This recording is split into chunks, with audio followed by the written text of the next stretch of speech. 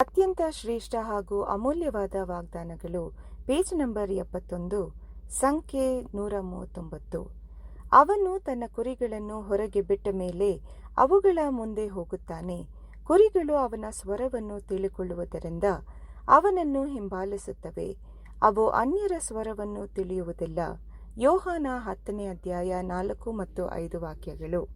ದೇವರ ಈ ಮಂದೆಯ ಒಳಗಡೆ ಬಂದ ನಂತರ ಶ್ರೇಷ್ಠ ಕುರುಬನ ಮೇಲೆ ಆತ್ಮವಿಶ್ವಾಸವಿರಲು ನಮಗೆ ಎಲ್ಲ ಕಾರಣಗಳಿವೆ ಮತ್ತು ನಮ್ಮ ಬಗ್ಗೆ ಆತನು ಸತತವಾಗಿ ಚಿಂತಿಸುವುದನ್ನು, ನಮ್ಮ ಆತ್ಮೀಯ ಕ್ಷೇಮಾಭಿವೃದ್ಧಿಯ ಬಗ್ಗೆ ಆತನಿಗೆ ಇರುವ ಪ್ರಧಾನ ಆಸಕ್ತಿಯನ್ನು ಅರಿತುಕೊಳ್ಳಬೇಕು. ನಾವು ಒಳ್ಳೆಯ ಕುರಿಗಳಂತಿರೋಣ.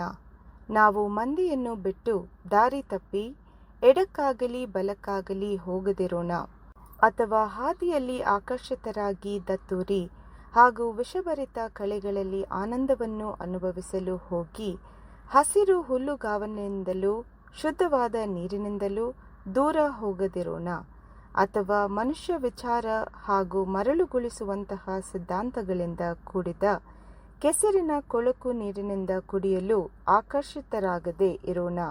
ಒಂದು ವೇಳೆ ನಾವು ಕರ್ತನ ನಿಜವಾದ ಕುರಿಗಳಾಗಿದ್ದರೆ ಆತನ ಸ್ವರವು ನಮಗೆ ತಿಳಿದಿರುತ್ತದೆ. ನಾವು ತಪ್ಪು ಮಾಡದೇ ಇರುವೆವು. ನಿಜವಾದ ಕುರಿಯು ಆತನ ಕರೆಗೆ ಬೇಗನೆ ಪ್ರತಿಕ್ರಿಯಿಸುತ್ತದೆ. ಇದು ಆತನ ಮಾರ್ಗದರ್ಶನವನ್ನು ಎದುರು ನೋಡುತ್ತದೆ. ಆಮೆನ್.